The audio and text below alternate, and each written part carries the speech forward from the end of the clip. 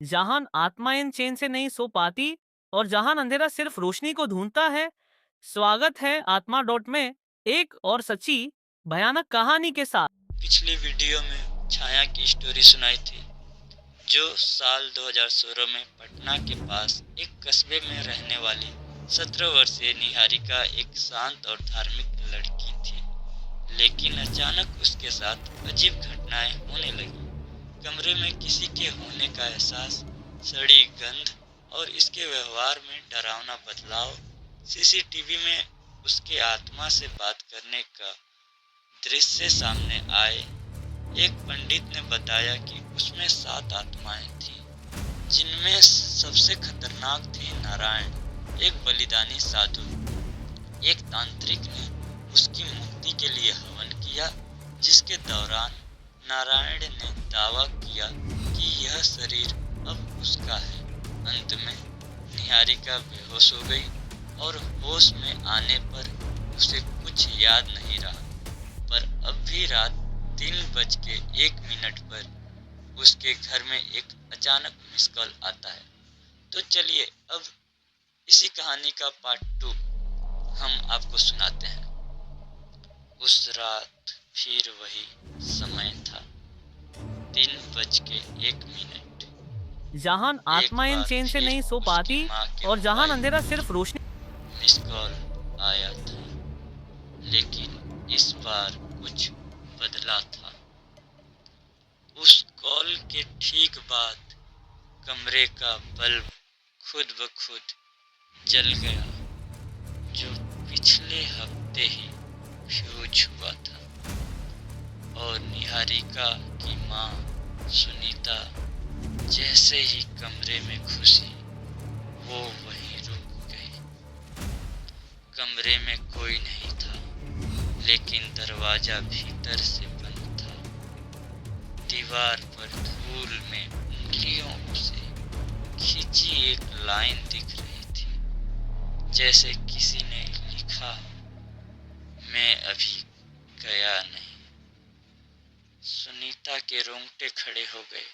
उसने लड़खड़ाते हुए दरवाजा खोला और अपनी बेटी को उसी कोने में बैठा पाया जहां से सब शुरू हुआ था। लेकिन अब निहारिका की आंखें खुली थीं और वो सीधे अपनी माँ को देख रही थी। सुबह डॉक्टर की क्लिनिक में पिछली रात के बाद सुनीता ने निहारिका को डॉक्टर को दिखाया। डॉक्टर ने सिर झुकाकर कहा, इसका नर्वस सिस्टम बहुत डिस्टर्ब हो गया है। कुछ ट्रॉमा है जो बार बार ट्रिगर हो रहा है। इसे आराम और ऑब्जर्वेशन चाहिए।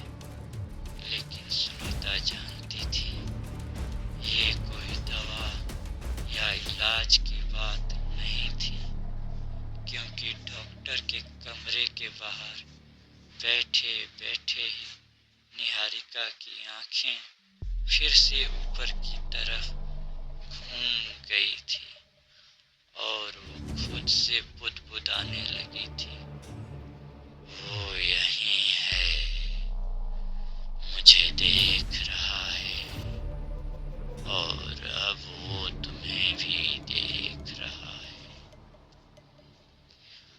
अगली रात फिर 3:01 पे उस रात कुछ और गहराया। सुनीता ने हिम्मत करके वही पुराना सीसीटीवी चालू कर दिया जो पहले लगवाया गया था। सुबह फुटेज चेक किया गया। 3:01 में निहारिका एकदम सीधी उठी। इस बार उसने कमरे की दीवार पर कुछ खरोचा। कमरे की भीतरी दीवार पर लाल रंग से उभरे शब्द थे, 7 नहीं 8 हैं। सुनीता डर गई। अब तक सबको पता था कि निहारिका के अंदर 7 आत्माएं थीं, जिनका नाम पंडित ने लिया था। लेकिन ये आठवां आठवां कौन? कौन आठवां? सुनीता ने पंडित दुबे को फिर बुलाया।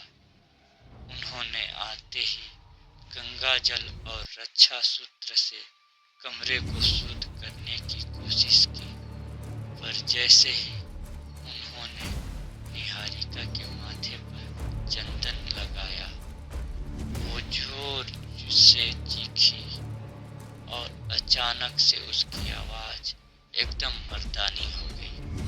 तो फिर आया पंडित, इस बार तेरा चंदन नहीं बचेगा तुझे। पंडित कांपते हुए बोले, ये अब नारायण नहीं है, ये कुछ और हो गया है। ये आठवां शायद वही है जिसने नारायण को भी वश में किया था। छाया छाया। 1924 का गांव, साधु नारायण की कथा। इस हिस्से में हम कहानी को गहराई से उस दौर में ले जाते हैं जब नारायण साधु जीवित था। वो साल 1924 था। गांव के किनारे एक छोटा सा शिवालय था। वहाँ साधु नारायण तपस्या करता था, पर वो संत नहीं था, काला तांत्रिक था। लोग कहते थे कि वो मृत आत्माओं को पकड़ के उन्हें शरीर में बांध सकता था, बलि देता था, लड़कियों का शिकार करता था। लेकिन एक दिन वो खुद ही गायब हो गया। कुछ हफ्तों बाद गांव की नदी के पास से 3 जली हुई लाशें मिली। एक बच्चा, एक स्त्री और एक वृद्ध। साथ में राख में लिखा था, जिसे तूने जलाया वो अब तेरे भीतर है। नारायण ने जिस आत्मा को काबू में लाने की कोशिश की थी, वो छाया थी। एक रहस्यमयी महिला जो 100 साल पहले जंगल में तंत्र साधना करती थी और अर्धमानव अर्धदैविक बन गई थी। नारायण उसी छाया के सामने झुक गया था। उसने नारायण को निगल लिया था। अब वो खुद को आठवां मानता था और नारायण केवल उसका कवच बन गया था। वर्तमान में गांव के बुजुर्ग का रहस्य। पंडित दुबे सुनीता को एक बुजुर्ग के पास ले गए। राम शरण, उम्र 93 साल। राम शरण कांपती आवाज में बोले, छाया छाया को हराया नहीं जा सकता। वो तंत्र की देवी है। वो किसी में समा सकती है। और जहां एक बार उसने घर चुन लिया तो उसने निकालना मुश्किल होता है। निहारिका अब सिर्फ माध्यम नहीं है, वो दरवाजा है। तांत्रिक प्रवेश। शिवा बाबा। सुनीता की आखिरी उम्मीद एक तांत्रिक था, शिवा बाबा, जो 40 साल से हिमालय में रहकर साधना कर रहा था। जब वो आया तो निहारिका उसे देख हंसने लगी, एकदम पागलों की तरह, और बोली, इतने साल साधना के बाद अब तू भी मुझ में समाना चाहता है। शिवा बाबा ने अपने आसन पर बैठते हुए कहा, छाया, तेरे पीछे बहुतों की आत्मा जल रही है। आज अग्नि तेरे लिए जलाई जाएगी। शिव बाबा ने हवन शुरू किया। मंत्रों की गूंज, धुएं की गंध और निहारिका की चीखें। कमरे में तेज आंधी चलने लगी। हवन कुंड की अग्नि में अचानक चेहरे दिखने लगे, जलते हुए, टेढ़े मेढ़े, डरावने, जैसे आत्माएं छटपटा रही हों। शिवा बाबा ने पूछा, तू कौन है? निहारिका ने गर्दन पीछे मोड़ते हुए जवाब दिया, मैं वो हूँ जो छाया में जन्मा, जिसने हर युग में शरीर लिया और अब इस कन्या को मंदिर बनाया है। ये शरीर अब मेरा है, इसे कोई नहीं ले सकता, कोई नहीं। शिव बाबा ने आखिरी मंत्र पढ़ते हुए चाकू निकाला और निहारिका के माथे पर हल्का सा छेद किया। उसके माथे से काला धुआं निकला। फिर एक काली आकृति बिना चेहरा, बिना आंखों के हवा में तैरती हुई नजर आई। छाया। शिवा बाबा ने मंत्र जारी रखा। अग्नि तेज हुई। छाया चीखी। एक औरत की, मर्द की, बच्चे की और जानवरों की एक साथ आवाज थी, विकृत, भयानक। और फिर अचानक सब शांत हो गया। निहारिका बेहोश हो गई। 3 दिन बाद निहारिका को होश आ गया। उसे कुछ याद नहीं था, लेकिन शिवा बाबा ने जाते जाते कहा, छाया गई नहीं है, वो छुपी है और अगली बार शायद ये दीवारों उसे रोक नहीं सकेंगे। आज 2025।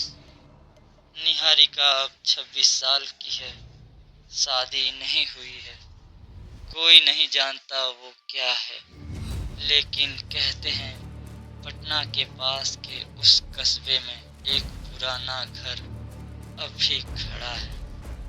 कभी कभी वहां से सड़े मांस की गंध आती है और रात के 3:01 पर घर के लैंडलाइन पर एक फोन आता है जिसमें कोई नहीं बोलता। जो आत्मा कभी अग्नि से नहीं जली, वो कभी राख भी नहीं बनती, वो बस किसी छाया में छुप जाती है और इंतजार करती है अगली देह का। छाया अभी गई नहीं है। तो ये थी हमारी छाया कहानी, पूरी कहानी।